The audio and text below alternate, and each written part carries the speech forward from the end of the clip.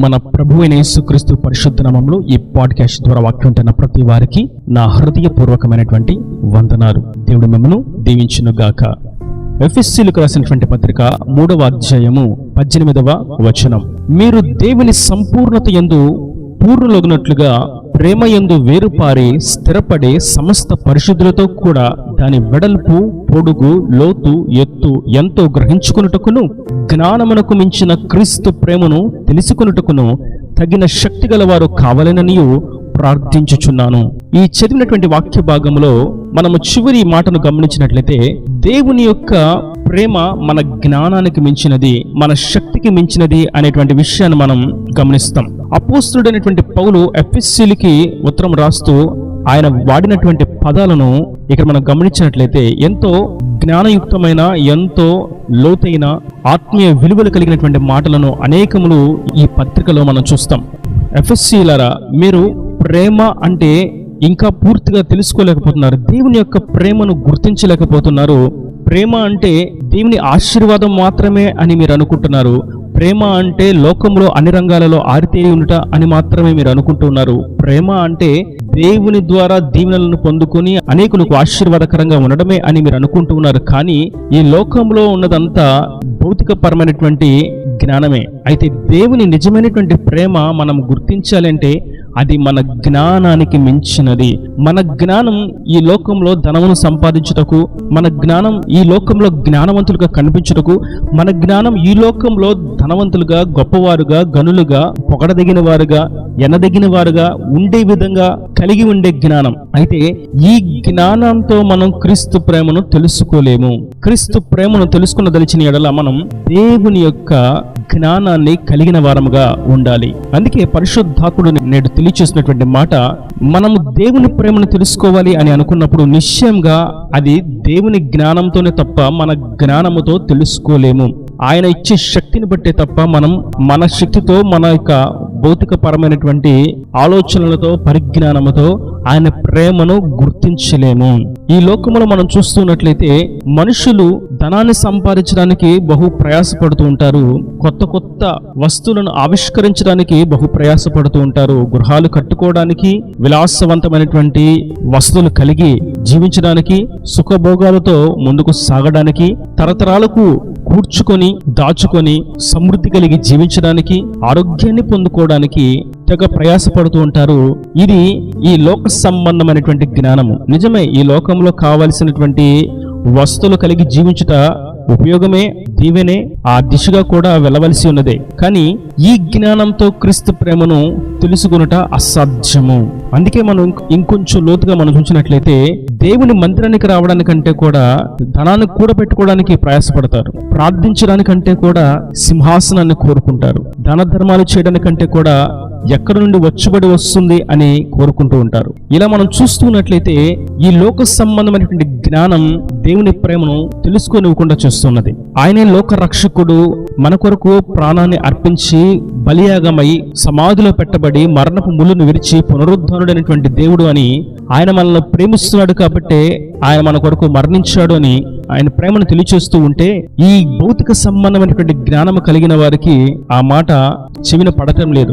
కారణం, వారి జ్ఞానం క్రీస్తు ప్రేమను తెలుసుకునే విధంగా లేనందు చేత. నేటి వాక్యం వింటున్నటువంటి నా ప్రియ సహోదరులారా, మనము దేవుని ప్రేమను తెలుసుకొని ఆయన శక్తిని తెలుసుకొని మనం జీవించాలని పరిశుద్ధాత్ముడు సెలవిస్తున్నారు.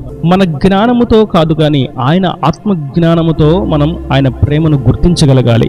ఆయన ఏ విధంగా మన కొరకు జీవించారు, ఏ విధంగా మన కొరకు ప్రాణాన్ని దారపోసారు, ఏ విధంగా మన కొరకు సిలువ యాగమయ్యారు, ఏ విధంగా ఆయన నలగొట్టబడ్డారు, ఏ విధంగా ఆయన సిలువను మోసారు, ఆయన ఏ విధంగా మన కొరకు తృణీకరించబడ్డాడు, వెలివేయబడ్డాడు, అవమానాలకు గురయ్యాడు, అపనిందలకు గురయ్యాడు అని మనము గుర్తించాలి. అంటే మన జ్ఞానాన్ని ప్రక్కన పెట్టి, ప్రభువా నీ జ్ఞానముతో నీ ప్రేమను తెలుసుకున్నట్టుకు నాకు సహాయం చేయము అని మనము ఆయనను వేడుకునేటప్పుడు ఆయన తన ప్రేమను మనకు స్పష్టంగా తెలియజేస్తాడు. అపోస్తలుడైనటువంటి పౌలు ఈ ఉత్తరం రాయడంలో తన యొక్క స్వీయ అనుభవాన్ని మనం చూసినట్లయితే ధర్మశాస్త్రాన్ని బట్టి అనింద్యుడుగాను, ధర్మశాస్త్రం ప్రకారం నిష్ట కలిగినటువంటి భక్తుడుగాను పౌలు వైరాగ్యం కలిగి ఉన్నాడు. కానీ అది తనకు జ్ఞానంగా ఉన్నప్పటికీ, ఈ ధర్మశాస్త్ర జ్ఞానంతో ముందుకు సాగుతూ ఉన్నప్పటికీ, భక్తి చేస్తూ ఉన్నప్పటికీ క్రీస్తు ప్రేమను మాత్రం సౌలుగా ఉన్నటువంటి పౌలు గుర్తించలేకపోయాడు. కానీ ఎప్పుడైతే ప్రభు ముఖదర్శనము చేత సౌలును దర్శించాడో, పౌలుగా మార్చాడో, నాట నుండి క్రీస్తు ప్రేమను తెలుసుకునే వాడుగా, క్రీస్తు ప్రేమ యొక్క శక్తిని గుర్తించిన వాడుగా, ఆ ప్రేమను తెలుసుకునేటువంటి శక్తి కలిగిన వాడుగా మార్చబడి ఆత్మపూర్ణుడుగా క్రీస్తు కొరకు సాక్షిగా జీవిస్తూ అనేకులను ఆయన వైపుకు తిప్పుతూ బలమైనటువంటి సాధనంగా వాడబడ్డాడు. అందుకే పౌలు స్పష్టంగా తన స్వీయ అనుభవంతో చెప్తున్నాడు, నా వల్లే మీరు జ్ఞానం ఉండదని మీరు అనుకోవద్దు, నా జ్ఞానాన్ని బట్టి నేను క్రీస్తు ప్రేమను తెలుసుకునలేకపోయాను, మీరు సైతం మీ జ్ఞానాన్ని ప్రక్కన పెట్టి ఆయన ప్రేమను తెలుసుకుని అని స్పష్టంగా తెలియజేస్తున్నారు. ఈ లోకమంతా మనం చూస్తున్నట్లయితే క్రీస్తు ప్రేమ కంటే కూడా లోకంలో జ్ఞానులుగా కనిపించడానికి బహు ప్రయాసపడుతూ ఉంటారు. కానీ అది దేవుని ప్రేమను గుర్తించలేనటువంటి అజ్ఞానము మరియు అంధత్వము. మరియు మనం ఫిలిప్పీలకు రాసినటువంటి పత్రిక 4వ అధ్యాయము 7వ వచనంలో మరొక విషయాన్ని గమనిస్తాం. అప్పుడు సమస్త జ్ఞానమునకు మించిన దేవుని సమాధానము క్రీస్తు యేసు వలన మీ హృదయములకును మీ తలంపులకును కావలియుండును. ఇక్కడ మనం గమనించినట్లయితే జ్ఞానానికి మించిన దేవుని సమాధానం. ఈ లోకములో ప్రతి మనిషి దేని కొరకు ఎదురు చూస్తూ ఉంటాడు అని చూసినట్లయితే కేవలం సమాధానం, హృదయములో సమాధానం, హృదయంలో సంతోషం, నెమ్మది అనేటువంటి అతి ప్రాముఖ్యమైనటువంటి అంశాల కొరకు ఎదురు చూస్తూ ఉంటాడు. కానీ దాన్ని పొందుకోలేడు. కారణం ఏమిటంటే మన జ్ఞానముతో దాన్ని పొందుకుందాం అని అనుకుంటే అది దొరకదు.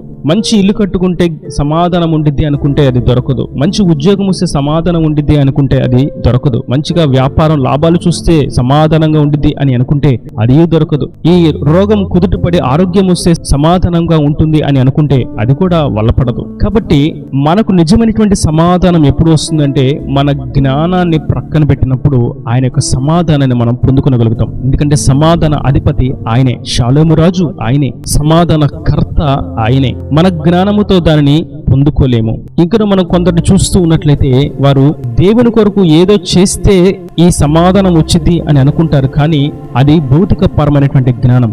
హృదయములో నుండి నేను అజ్ఞానిని, నాకు నీ సమాధానము కావాలి, నాలో ఉన్న ప్రతి అవిధేయతను క్షమించు అని పశ్చాత్తాపడి ప్రార్థన చేస్తే కానీ ఆ సమాధానం రాదు అన్నటువంటి సంగతిని గుర్తించలేని వారుగా ఈ లోక సంబంధంగా జ్ఞానంగా వ్యవహరిస్తూ ఉంటారు. మంచి వస్త్రాలను ధరిస్తూ ఉంటారు. సమాజంలో సంఘంలో ఒక స్థానం కలిగిన వారుగా ముందుకు సాగిపోతూ ఉంటారు.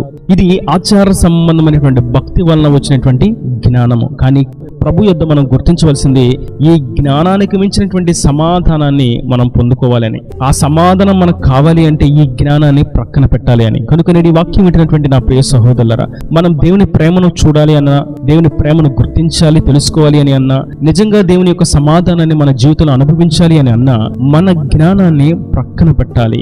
ఈ జీవనోపాధి వలన నేను సమాధానాన్ని పొందుకుంటాను, ఈ జీవనోపాధి వలన నేను అందరి చేత ప్రేమించబడతాను, ఈ జీవనోపాధి ద్వారా నేను క్రీస్తు కొరకు సాక్ష్యం జీవించగలుగుతాను అని అనుకుంటే అది భౌతికమైనటువంటి జ్ఞానం. నేను బాగా పాటలు పాడతాను, ఈ పాటలను బట్టి క్రీస్తు ప్రేమను నేను చూపిస్తాను, ఈ పాటలను బట్టి క్రీస్తు ప్రేమను పొందుకుంటాను, క్రీస్తు సమాధానం నా హృదయంలోకి వస్తుంది అని అనుకుంటే అది భౌతిక సంబంధమైనటువంటి జ్ఞానం. మనం మన జ్ఞానాన్ని ప్రక్కన పెట్టాలి. మనం ఎంతగా పాటలు పాడినా, ఎంతగా వాక్యాన్ని వివరించినా, ఎంతగా వాక్యాన్ని చదివినా, ఎంతగా ప్రార్థన చేసినా ఈ జ్ఞానాన్ని బట్టి కాదు ప్రభా, నీ ప్రేమను గుర్తించడానికి నాకు ఈ జ్ఞానానికి మించినటువంటి నీ పరిశుద్ధాత్మ యొక్క శక్తిని నాకు దయచేయవా, ఈ జ్ఞానానికి మించినటువంటి నీ సమాధానాన్ని పొందుకోవడానికి నాకు నీ పరిశుద్ధాత్మ సహాయాన్ని దయచేయవా అని మనం క్రీస్తు చెంతకు చేరినట్లయితే అప్పుడు జ్ఞానానికి మించిన ఆయన ప్రేమను గుర్తించగలుగుతాం, జ్ఞానానికి మించిన ఆయన సమాధానాన్ని మన జీవితంలో అనుభవించగలుగుతాం, క్రీస్తు కొరకు నిజమైనటువంటి సత్యసాక్షులుగా జీవించగలుగుతాం, వెలిగింపజేయబడగలుగుతాం. కనుక నా ప్రియ సహోదరులారా, సొలొమోనుకు జ్ఞానం ఉన్నది కానీ దేవుని గురించి ఎరుగని వాడుగా ఉన్నాడు. ఇస్కరియోతు యూదా వద్ద ధనం ఉన్నది, దేవునికి దగ్గరగా ఉన్నాడు, కానీ దేవుని సమాధానాన్ని పొందుకోలేకపోయాడు. తాము అనుకున్నటువంటి జ్ఞానముతో ఏదో సాధిద్దామని అనుకున్నప్పటికీ వారు దేవుని ప్రేమను, దేవుని సమాధానాన్ని పొందుకోలేక కాలగమనంలో కలిసిపోయారు, దేవునికి దూరస్తులుగా మార్చబడ్డారు. కనుక మనము మన జ్ఞానానికి మించిన క్రీస్తు ప్రేమను గుర్తించి క్రీస్తు సమాధానాన్ని మన జీవితంలో అనుభవించినట్లుగా మన జ్ఞానాన్ని ప్రక్కన పెట్టి క్రీస్తు జ్ఞానముతో, ఆత్మీయ జ్ఞానముతో, పైనుండి వచ్చినటువంటి జ్ఞానంతో నింపబడి, ఆత్మ జ్ఞానంతో నింపబడి క్రీస్తు కొరకు సాక్షులుగా జీవిస్తాం. దేవుని ద్వారా కలిగేటువంటి నిజమైనటువంటి ఆశీర్వాదాలను పొందుకుందాం. ఈ దేవుని మాటలు ప్రతి మన హృదయంలో అనేకటి ఫలింపు చేయను గాక. ఆమేన్. God bless you. తలల వంచి కన్నులు మూసినట్లయితే మీ కొరకు చిన్న ప్రార్థన. ప్రేమ స్వరూపి కరుణ కటాక్షం గల నా తండ్రి, నా ప్రభు ఈ వాక్యాన్ని ప్రతి వారిని మీరు నిండలుగా దీవించండి. మా జ్ఞానము చేత మీ ప్రేమను గుర్తించలేమని, మా జ్ఞానము చేత సమాధానాన్ని పొందుకోలేమని మీరు సెలవిచ్చారు. అయితే మా జ్ఞానానికి మించినటువంటి మీ ప్రేమను, మీ సమాధానాన్ని పొందుకోదలిచిన ఎడలని ఎద్దకు చేరాలని, మా జ్ఞానాన్ని ప్రక్కన పెట్టాలని మీరు సెలవిచ్చిన నీ అమూల్యమైన వాక్కును బట్టి నీకు వందనాలు. ఈ వాక్యాన్ని ప్రతి వారి జీవితంలో నీ ప్రేమను గుర్తించేటువంటి ఆత్మీయ జ్ఞానంతో, నీ సమాధానాన్ని పొందుకోగలిగేటువంటి ఆత్మీయ జ్ఞానంతో నింపి వారి ప్రతి అవసరతను అక్కడిని మహిమలో తీర్చి నీ రాకడ రాజ్యాన్ని సిద్ధపరచమని యేసు పరిశుద్ధ నామమున ప్రార్థించి వేడుకుంటున్నాను తండ్రి. ఆమేన్. ఆమేన్.